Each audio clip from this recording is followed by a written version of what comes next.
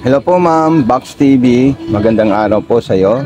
Ma'am, ito na po yung sewing machine natin ma'am. Ito na rin po yung pa-freebies natin. Okay. Tatabi ko lang din. Papakita natin dito yung mga pag-setup sa wiring diagram natin. Okay. So, unang-una ito po yung transformer natin. At ito ilalagay natin dito. Ayan.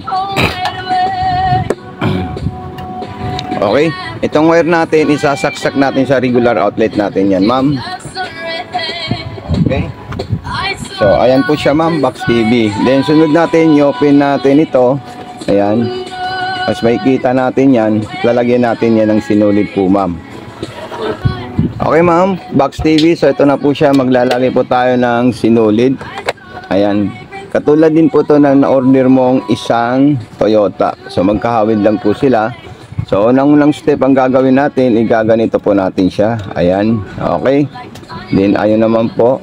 Then, dire-diretso dito. All the way na tayo ay maglalagay ng sinulid, kailangan nakataas po yung pressure foot natin. Ayan po siya. Okay. Dire-diretso. Then, ipapasok natin doon. Ayan. Then, butas na po ng karayom.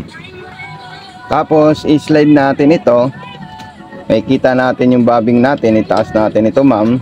Ayan. Okay. So, ito po siya, ma'am. Universal po yung bobbing natin.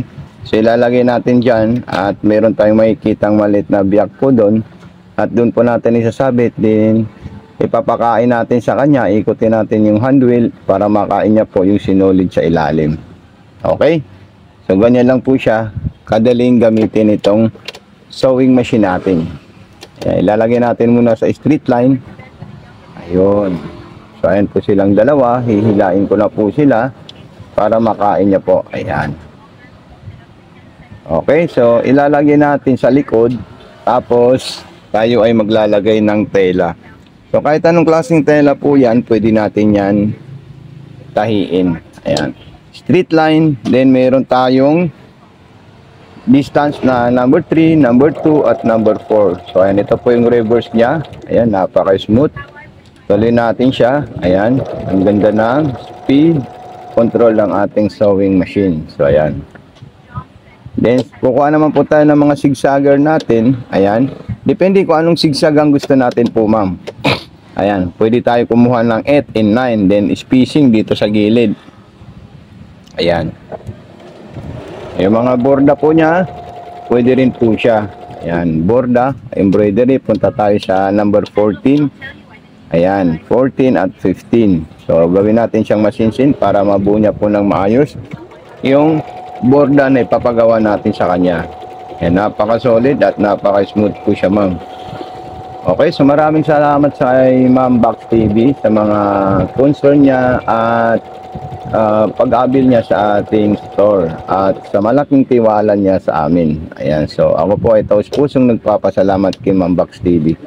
Sobrang bait po siya, kaya napakaganda siyang kausap.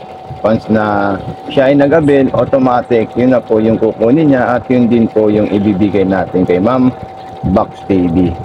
Okay, yung pang-aging niya, ito naman po yung pang-aging niya, number 18. Ayan, tapos may distance siyang number 4 at number 5. Talagang napaka-solid itong sewing machine natin at napakaganda.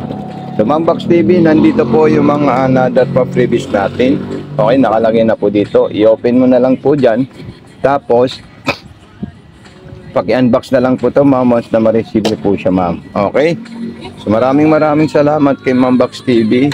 Thank you so much. God bless and more power po, ma'am.